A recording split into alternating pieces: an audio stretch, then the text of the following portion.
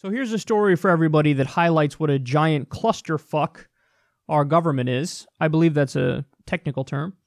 Trump's FEMA tapped unproven entrepreneur to give 30 million meals to Puerto Rico. She only delivered 50,000. Holy shit. So let's dissect this article. The Federal Emergency Management Agency last year gave a big contract to an Atlanta-based entrepreneur who had no experience in large-scale disaster relief, and she completely failed to meet the goals set for her by the agency. The New York Times reports that Tiffany C. Brown, who was awarded a $156 million contract to deliver meals to Puerto Ricans suffering from the aftermath of Hurricane Maria last year, delivered only around 50,000 meals by the time she was supposed to have delivered 18.5 million. The issue, reports the Times, is that the food had been packaged separately from the pouches used to heat them, whereas FEMA's solicitation requires self-heating meals. Because of this, FEMA canceled Brown's contract, which had originally called on her to deliver 30 million meals to the hurricane-stricken U.S. territory. Although FEMA says that it relied on other contractors to deliver meals to Puerto Rico after the contract with Brown fell through, the Times wrote that there is little doubt that in the immediate aftermath of Hurricane Maria, Puerto Ricans struggled with access to food since the storm shut down ports on an island that imports about 85% of its food supply. Brown is now seeking a settlement of $70 million in exchange for the terminated contract, as she claims to the Times that FEMA never told her that meals had to be shipped together by their heating pouches.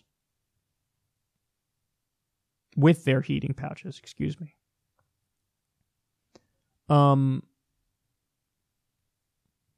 This is the kind of shit that drives people crazy.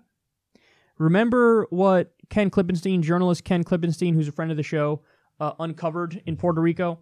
He found that FEMA gave a contract to an energy company that had like a handful of employees in the wake of the disaster, in the wake of the hurricane hitting there. And they were like, okay, you're responsible for rebuilding the entire electric grid in Puerto Rico. And this company that was nowhere near equipped to do that got a contract and overcharged, price gouged the taxpayers like nobody's business. And of course, when you dug deeper into it, you found nepotism. So the guy knew somebody who said, yeah, I'll take care of that.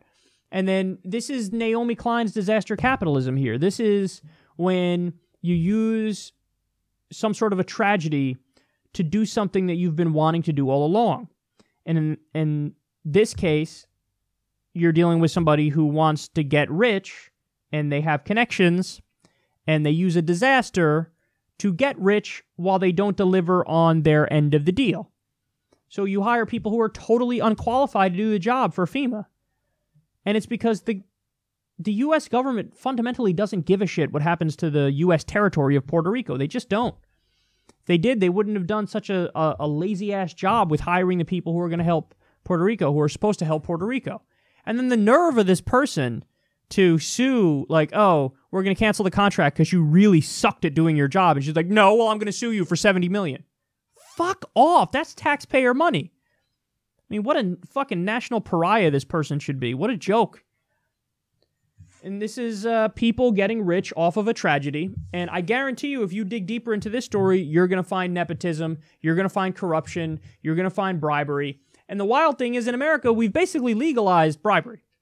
I mean, that's what campaign contributions are. It's legalized bribes. When ExxonMobil gives money to Republican politicians, that's them buying the Republican politicians' support for endless oil subsidies. Subsidies is just another way of saying corporate welfare. So you pay them for campaign contributions, give them, whatever. Between all the Republican congressmen, maybe they spend $10 million. Well, you know how that gets paid off? When they give them a $4 billion annual subsidy. That's how that gets paid off. That's the best investment in America. Buy a politician and you get a gigantic return on investment.